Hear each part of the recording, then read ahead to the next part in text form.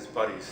And I think they reminded him of the buddies when he was a kid. You know, my father, when he retired, refused to retire. He was very angry at having been pushed aside. So he started to write stories, one very bad novel.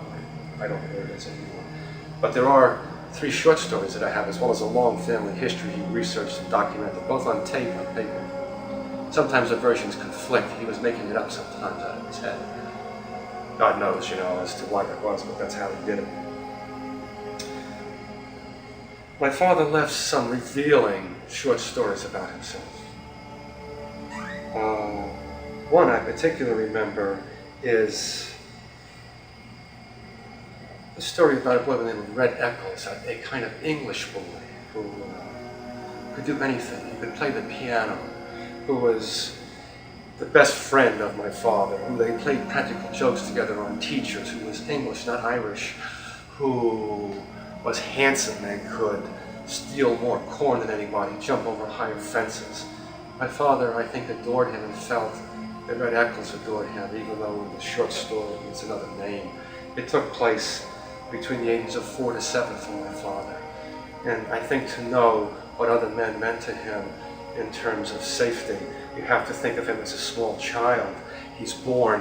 1 month later, his mother dies, taking him to Whitensville, a town outside Worcester where they were born. My father never recovered from it, I think. I'm sure he thought he killed his mother by making him take her out. There was something she had to do with him in Whitensville. She had to go there. Well, God knows what a small child thinks, but he was put out amongst family, amongst relatives. And for 4 years, while his father looked for another wife. So my father was on the very thinnest of rafts when suddenly, at age 4, his father married his stepmother, whom my father referred to always as his mother. We didn't know it was his stepmother until we were grown men. That's how much she dominated his life. And she took him in and she made sure that he wasn't going to have a dirty face and dirty hands, that he stopped eating like a pig, that he didn't cry at night like he was used to, that he stood up straight, that he read his books, he didn't hang out with the kids on the corner, that he wasn't going to be like them, this stupid foundry man's son, whom she loved and wanted him to rise up. She wanted him to be a priest. She was always there. She hated my mother for taking my father away from her in the priesthood. But my father always had her. So at age 4 to 7, I think he wouldn't have survived without Red Eccles. The kid where he could be himself.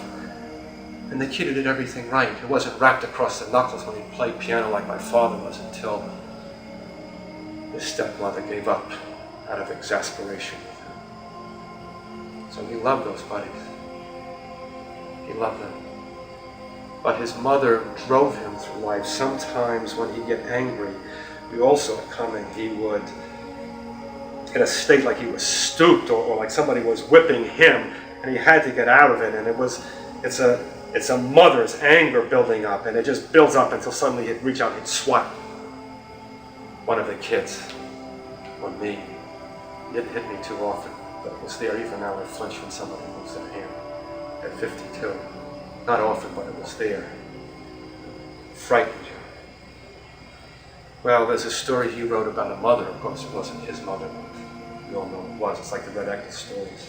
It's easy to trace back to the history. Wonderful to have traces like this. It helped me go through the parts of my father that were so much like myself.